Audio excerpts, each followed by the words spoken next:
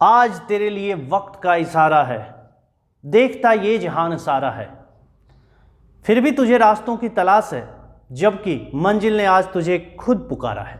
नमस्कार दोस्तों, मैं आनंद कुमार आप लोगों का आपके अपने YouTube channel life time learning with Anand Kumar में हार्दिक स्वागत करता हूं और आशा करता हूं कि आप लोग जहां कहीं भी हैं स्वस्थ हैं, मस्त हैं। आइए दोस्तों, आज के सेशन में हम लोग बात करने वाले हैं ऑर्डर की। ठीक है, ये ऑर्डर क्या है, इसके क्वेश्चंस कैसे आते हैं, क्योंकि इसके क्वेश्चंस रेलवेज, एसएससी, बैंकिंग हर जगह पे पूछे जाते हैं और बहुत आसानी से आप 2 से 3 नंबर 1 मिनट के अंदर उठा लोगे। तो उसके अप्रोच हम लोग सीखेंगे, एक सही अप्रोच जिससे कम टाइम में बनाया जा सके, और कुछ अच्छे क्वेश्चंस पे प्रैक्टिस करेंगे। इसके बाद मैं इस पे एक सेशन ले लूँगा जिस पे प्रीवियस ईयर की भी बात कर दूंगा, जैसा कि मैं करता आ रहा हूँ हर टॉपिक पे। ठीक है दोस्तों, तो आज इसको शुरू करते हैं। इसके अलावा अभी जो हालात चल रहे हैं आप लोगों को अच्छे से मालूम है। मेरे बच्चों, बिल्कुल साथ रहो, सब लोग एक साथ एक आवाज़ में बात करो। अभी काफ़ी कुछ होना बाकी है, खुश मत हो जाना। छोटी छोटी खुशियाँ बड़ी खुशियों को खो देते हैं लोग अक्सर छोटी खुशियों के चक्कर में, तो इसीलिए जल्दी से खुश मत हो जाना। जब तक कि आपका पूरा का पूरा जो आप लोग चाहते हो वो आपको मिल ना जाए, तब तक एक साथ एक आवाज़ में बात करना। इसके अलावा हम लोग अपनी पढ़ाई को नहीं रोकेंगे, हमारा ये भी चलता रहेगा और वो भी चलता रहेगा, क्योंकि अगर वो उसको तो ठीक होना ही है, क्योंकि अगर आप लोगों में ताकत है तो उसे ठीक होने से कोई रोक नहीं सकता है। तो बस उसे तो ठीक होना ही है, तो हमारा उस चक्कर में ये खराब ना हो जाए, इसलिए इसको भी कंटिन्यू करेंगे। आइए दोस्तों, ऑर्डर की मैं बात करता हूं तो इसमें बच्चों क्वेश्चन जो पूछने का तरीका है, एसएससी और रेलवे में काफ़ी इजी पूछे जाते हैं, बैंकिंग में थोड़े अच्छे क्वेश्चन पूछे जाते हैं, लेकिन ऐसा कुछ नहीं है, पढ़ना दोनों के है। अच्छे क्वेश्चंस कहीं भी आ सकते हैं, तो रेडी रहना चाहिए हर टाइप के क्वेश्चन के लिए। जैसे ऑर्डर में मैं ऐसे ही एक एग्जाम्पल आपको बोलूँ कि अगर क्वेश्चन दिया हुआ है कि किसी का एज के बारे में दिया हुआ है, मानिए 5 स्टूडेंट्स हैं, ठीक है, 5 स्टूडेंट्स हैं जिनके एज की चर्चा की गई है। उसमें बोलता है ए इज ओल्डर देन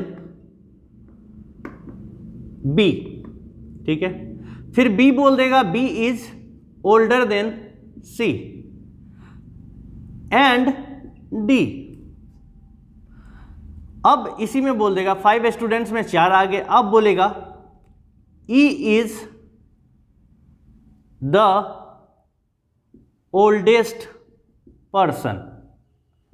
तो ये 3 इंफॉर्मेशन मानिए, एक सिंपल सा एग्जांपल मैंने उठाया। नॉर्मली आपके बैंक और एसएससी में बिल्कुल ऐसे ही टाइप के क्वेश्चन पूछे जाते हैं, बैंकिंग में थोड़े अच्छे आते हैं, तो वो सब भी डिस्कस करने वाले हैं हम, टेंशन मत लीजिए। आइए सबसे पहले मैं बात करूं, आपको जैसे ही ये इन्फॉर्मेशन गिवन रहे, आप इसके आधार पे फटाफट एक पिक्चर तैयार करिएगा। जैसे आप डायरेक्शन में करते थे, जैसे आप ब्लड रिलेशन में करते थे, वैसे ही यहाँ भी इसको तैयार करना है। बिल्कुल कोशिश करना है 30 सेकेंड 45 सेकेंड मैक्सिमम 1 मिनट तक में बना लेना है कोई भी बड़ा से बड़ा क्वेश्चन का पिक्चर, और उसके बाद उसके जो 2-3 क्वेश्चन पूछे गए हैं उसको 30 सेकेंड या 45 सेकेंड में बना के आराम से 1.5 मिनट तक में अच्छे से अच्छे क्वेश्चन पे भी 3 नंबर लेके आ जाना है आपको। जैसे ए इज ओल्डर देन बी, तो आप इसको ऐसे दिखाना, ठीक है, अलग अलग इंस्ट्रक्शन पहले लिख लेना, A is older than B. उसके बाद आपसे बोला B is older than C and D, तो आप इसको, जब आपको इंफॉर्मेशन ऑलरेडी मालूम है और उसमें कोई एलिमेंट ऐसा है जिसके बारे में आपको ऑलरेडी मालूम है दूसरे इंस्ट्रक्शन से, जैसे कि B is older than C and D, तो देखिए B तो पहले से मालूम है ना, तो B को C और D से, दोनों से हमने क्या कर दिया, ऊपर रख दिया। चूंकि हमें C और D के बारे में नहीं मालूम है, तो आप अपने मन से इसका ऑर्डर मत फिक्स कर दीजिएगा। ओके दोस्तों, अब कहता है, तो यहां तक क्लियर हुआ, E is the oldest person. अब आप ही देखो, ए बी से बड़ा था, बी सी डी से बड़ा था, लेकिन ई के बारे में बोला ये ओल्डेस्ट पर्सन है, मतलब ई ओल्डेस्ट का मतलब ई सबसे बड़ा पर्सन है इस जगह पे। इस 5 स्टूडेंट्स में से ई जो है वो सबसे बड़ा है। अब अगर ऐसा है बाबू, तो आपका ऑर्डर एक्चुअल में ऐसा बना है। अगर आपको यहां से क्वेश्चन पूछता है who is the second oldest, तो आपका आंसर क्या होगा? वेरी सिंपल, आप ये जो ओल्डेस्ट होता है, ओल्डेस्ट बोला तो आप ऑब्वियसली ऊपर से नीचे कर रहे हो। जब तक आपको ऐसे ना क्वेश्चन में दे दे कि उसे डिसेंडिंग ऑर्डर में लिखना है, उसे असेंडिंग ऑर्डर में लिखना है, तो आप बिल्कुल वैसे ही करोगे, ओल्डेस्ट को सबसे ऊपर रखोगे और उसके बाद नीचे रखोगे, बिल्कुल वैसे ही क्वेश्चन बनाओगे। तो फर्स्ट जो होता है बाबू वो हुआ सबसे पहला, फर्स्ट ओल्डेस्ट। तो फर्स्ट ओल्डेस्ट नहीं, उसे ओल्डेस्ट ही बोला जाता है, लेकिन उसके बाद जो होता है वहां सेकेंड ओल्डेस्ट होता है, फिर उसके नीचे जाओगे तो थर्ड ओल्डेस्ट होता है, फिर नीचे जाओगे तो फोर्थ, फिर फिफ्थ, ऐसे। अगर नीचे से बात करता तो नीचे से जो फर्स्ट होता है वो यंगेस्ट पर्सन बोला जाता है, उसे फर्स्ट यंगेस्ट नहीं बोल के यंगेस्ट पर्सन बोलते हैं। फिर उसके बाद जो हुआ वो सेकेंड यंगेस्ट हो जाता है, फिर थर्ड यंगेस्ट, ऐसे ऐसे करके फोर्थ फिफ्थ ऐसे आते हैं नीचे से, ठीक है। लेकिन हमसे क्वेश्चन पूछा सेकेंड ओल्डेस्ट, तो फर्स्ट सेकेंड, सेकेंड पे कौन था, ए। इसी टाइप के क्वेश्चन पूछे जाते हैं, वेरी सिंपल, ओके, ध्यान दीजिए। अब आपसे क्वेश्चन में अगर पूछ देता, अगर आपसे क्वेश्चन में बोल देता who is third youngest, youngest, अब सोचिए आप यंगेस्ट पूछा गया तो नीचे से ये दोनों होगा, ये तो फिक्स है ना, हाँ या ना। अगर ये दोनों फिक्स है कि ये दोनों होगा, ये नहीं मालूम कि फर्स्ट कौन होगा सेकंड कौन होगा, लेकिन गौर से देखो नीचे से थर्ड पे 100% मालूम है ना आपको कौन होगा, बी। किसी को कोई शक नहीं, इसका मतलब यहां पे आंसर क्या कर दोगे, बी। आराम से बिल्कुल एक एक चीज को समझिए, बेसिक अगर आपका क्लियर रहेगा फिर आपसे कोई भी क्वेश्चन आसानी से बन जाएगा। तो हो गया थर्ड यंगेस्ट कौन आ गया भैया, बी आ गया, बहुत अच्छे। अब आपसे क्वेश्चन में कह देता who is the youngest, youngest, youngest person का नाम आपसे पूछ देता, यंगेस्ट पर्सन, तो आप क्या आंसर करते बताइए। आप बता सकते हैं क्या इसमें यंगेस्ट कौन है। सी और डी के बारे में ये चीज फिक्स ही नहीं हो पाया कि सी बड़ा है या डी बड़ा है, तो जब तक बाबू बड़ा या छोटा फिक्स नहीं होता है तो आप यंगेस्ट कैसे बता सकते हो। तो अगर आपके ऑप्शन में सी एंड डी है बाबू, तो आप सी एंड डी मारना, अगर सी एंड डी नहीं है तो वहां ऑप्शन होगा आइदर सी और डी, आप वो मारना। बात समझ रहे हो कि नहीं। तो इस टाइप से क्वेश्चन सेट किए जाएंगे, आप उसको आंसर करना। तो एकदम क्लियर हो गया किस टाइप से क्वेश्चन पूछे जाते हैं। इसी में जब बैंकिंग के सेक्शन में चले जाओगे आप, बैंकिंग के सेक्शन में, तो क्वेश्चन में क्या क्या चेंज करता है वो मैं आपको दिखाता हूं। आपको क्वेश्चन में कह देगा, इसी में एक और लाइन जोड़ देगा कि जो ओल्डेस्ट है, is the oldest person and his age is 36 years. Simple. तो आप जब बनाओगे तो इसमें 36 ईयर ऐसे जोड़ दोगे सामने में, बहुत अच्छे। अब यहीं पे बोल देगा B is older than C and D and his age is 24 years. तो आप बी के सामने कितना लिख दोगे, 24 ईयर्स। तो हो गए भैया आराम से, बी के सामने 24 ईयर्स, ई के सामने 36 ईयर्स। आप ऐसे, ये इंफॉर्मेशन हो गया, एक नया क्वेश्चन बन के तैयार हो गया। मैक्सिमम टाइम ये बैंकिंग में आते हैं, लेकिन एसएससी में भी आते हैं कभी कभार इस टाइप से क्वेश्चन, यानी 2D करके उसके एज दे दिए, उसका एज भी गिवन कर दिया या कुछ भी दे दिया, इस हिसाब से क्वेश्चंस भी आते हैं, ठीक है। तो तैयार रहिए उस टाइप के क्वेश्चन के लिए। यहां पे एक नया क्वेश्चन तैयार कर देगा। ये सब तो बेसिक हो, यहां से भी पूछा जाएगा सेकेंड ओल्डेस्ट, ये थर्ड यंगेस्ट, ये वो, how many persons are between this that, इस टाइप के क्वेश्चंस। लेकिन आपसे यहां एक क्वेश्चन पूछ देगा, what can be the possible, what can be the, छोड़िए, what can be the age of A, और ऑप्शन में यहां अगर गिवन रहे आपको 23, बी रहे 37, सी रहे 40, डी रहे 30, ई रहे 50, तो आपका आंसर क्या होगा। बात समझ रहे हो।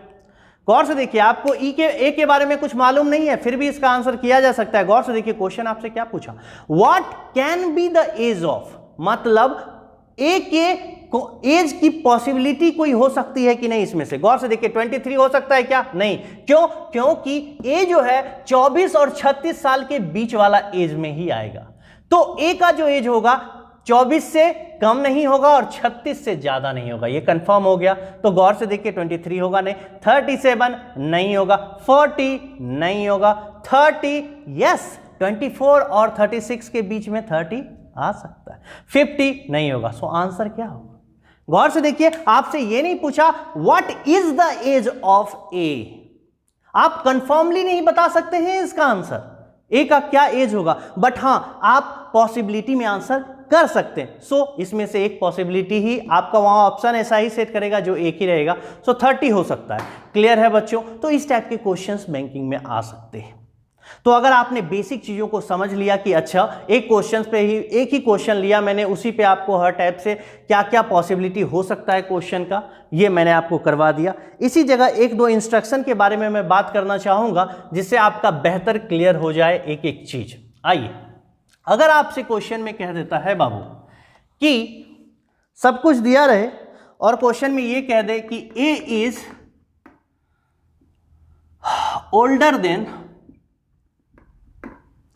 Only one person, only one person, ठीक है, या फिर A is younger then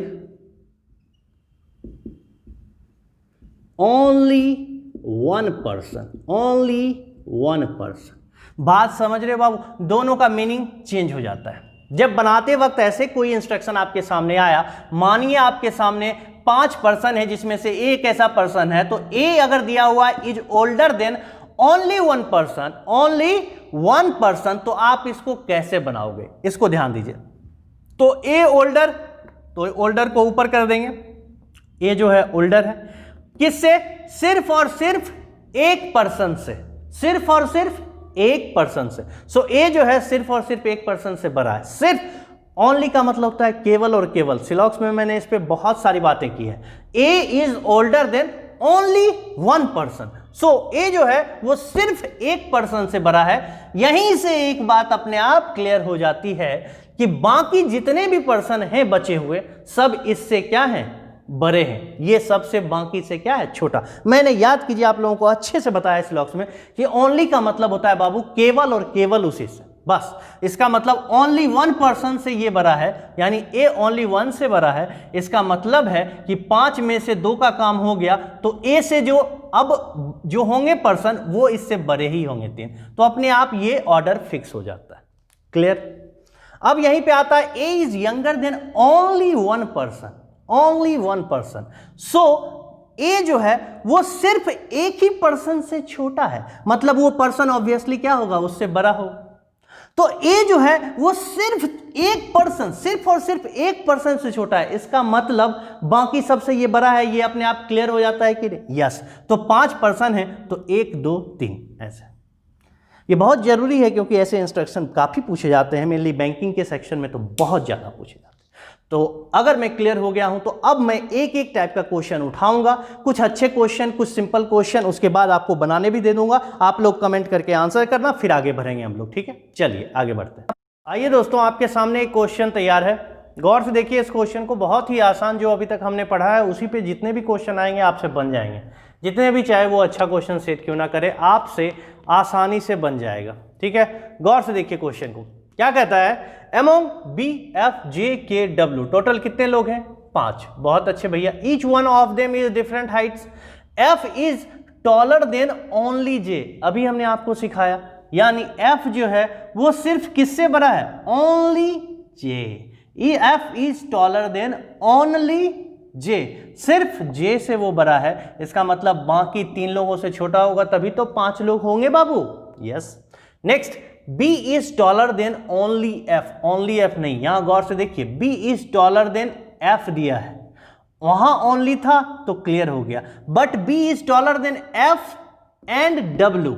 only का कोई बात नहीं किया। B is taller than F and W. तो F तो हमें मालूम है बट W के बारे में नहीं मालूम है, तो B जो है F और W दोनों से बड़ा है। ऐसे लिख लेंगे आप बगल में, जिससे बाद में देखिए मैं बिल्कुल एकदम एक एक स्टेप से सिखा रहा हूं आपको, वो समझिए आप अच्छे से। ठीक है, B is taller than F and W both, तो दोनों से बड़ा हो गया। But not as tall as K.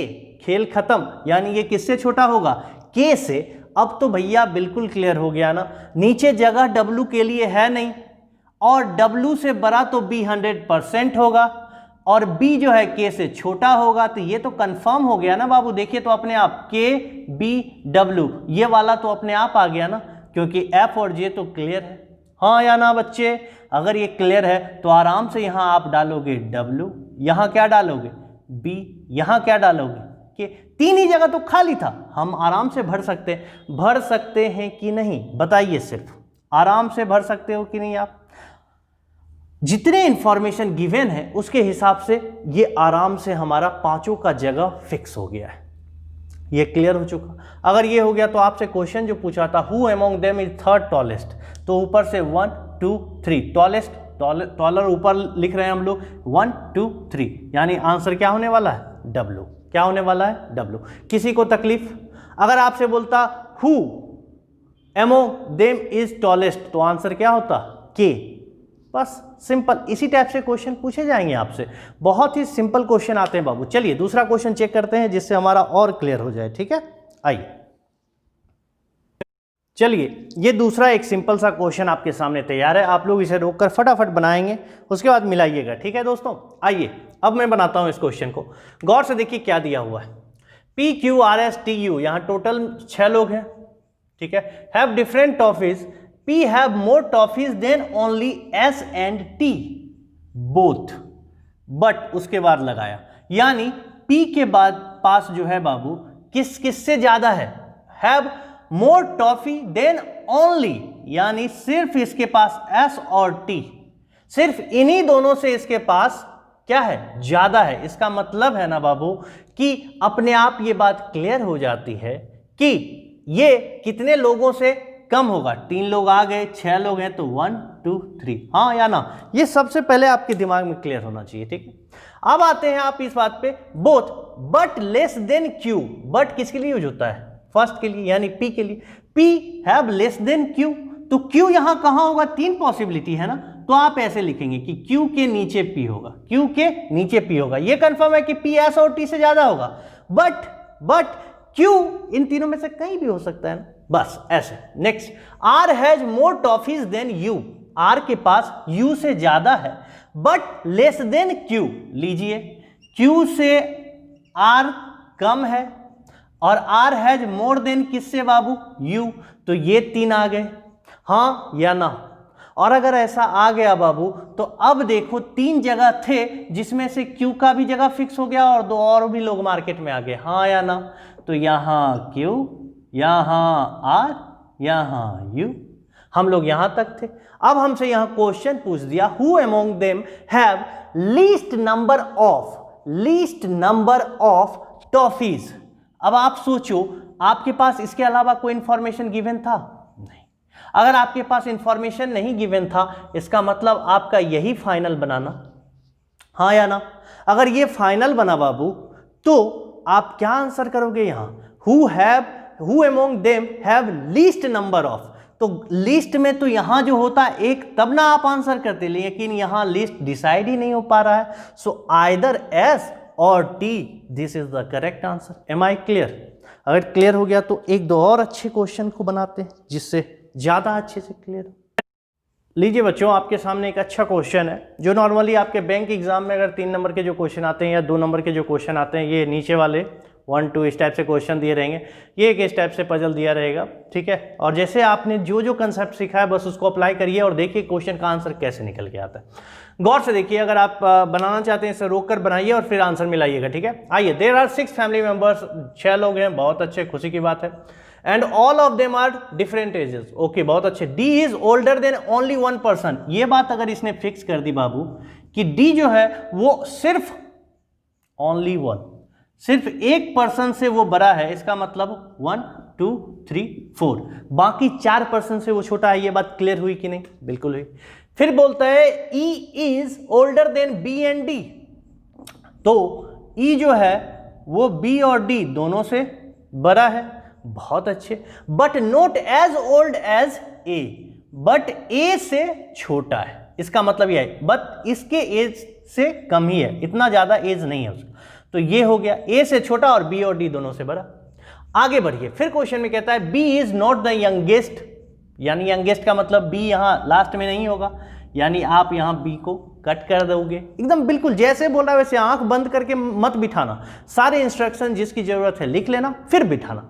C is the oldest in the family, तो सी अगर ओल्डेस्ट है तो सबसे ऊपर यही होगा ना।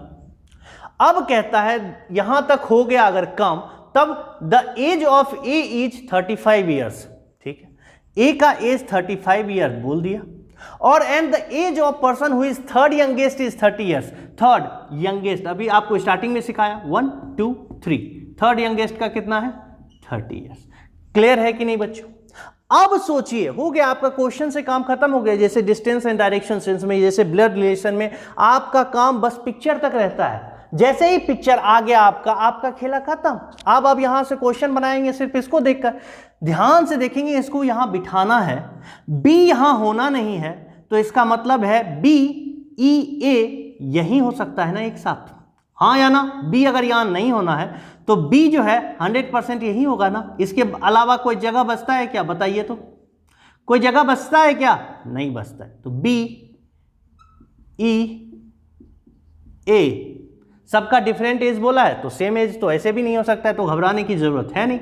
बचा हुआ एक पर्सन जो है A B C D E, एक कौन बच गया भैया? एफ, तो वो लास्ट में आ जाए। सो आपका ये हो गया, और ए का कितना है बाबू?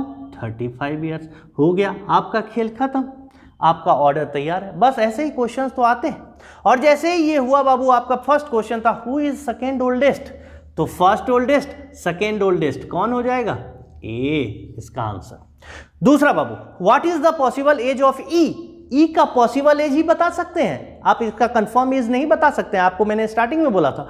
तो 30 और 35 साल के बीच में जो एक ऑप्शन होगा वही होगा। 42 होगा नहीं, 20 होगा नहीं, 55 होगा नहीं, 19 होगा नहीं, 30 और 35 के बीच में सिर्फ और सिर्फ 32 ईयर्स है। So answer will be 32 years. ये ई ऑप्शन जो है, ई ऑप्शन जो है यही आपका सही है। क्लियर है बच्चों? आई होप आप लोगों का ये अच्छे से क्लियर हो गया। तो अगर आप लोगों का ये क्लियर हो गया, तब हम लोग आपको कुछ क्वेश्चंस दे देते हैं जिससे आप लोग बनाएंगे और अच्छे से उसके सही सही कमेंट सेक्शन में आंसर करेंगे। और आप बताएंगे कि और भी इस पे प्रैक्टिस करने के लिए एक्स्ट्रा क्वेश्चंस करना है नेक्स्ट सेशन में, या फिर डायरेक्ट प्रीवियस ईयर करेंगे हम लोग, फिर रुकेंगे नहीं। ठीक है दोस्तों? तो चलिए फिर आपको मैं क्वेश्चन दे देता हूं, आप लोग बनाइए इसे। लीजिए बच्चों, ये दोनों क्वेश्चन 1 और 2 नंबर दोनों का आंसर आप लोगों को करना है। उसके बाद मैं एक और क्वेश्चन दे देता हूं, तीनों क्वेश्चन का आंसर करना है आपको। लीजिए, ये रहा दोस्तों आपके सामने 3rd नंबर क्वेश्चन।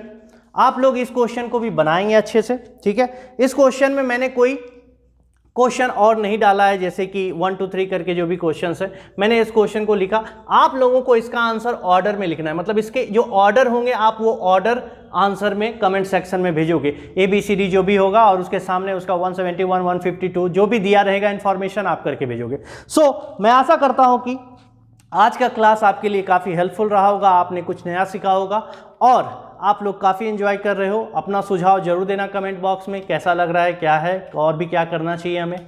बाकी आप लोग आंसर्स जरूर करना जिससे मुझे मालूम चले कि आप लोग पढ़ रहे हो। ठीक है दोस्तों? ज़रूरी है ना, हमें भी तो एहसास हो कि आप लोग क्लास कर रहे हो, जिससे हम आगे क्लास भी लें। ठीक है दोस्तों? चलिए फिर मैं आशा करता हूँ कि आप लोग जहाँ कहीं भी हैं स्वस्थ हैं, मस्त हैं, इसी तरह हंसते रहें, मुस्कुराते रहें। फिर से अगले सेशन में मुलाकात होगी, तब तक के लिए नमस्कार दोस्तों।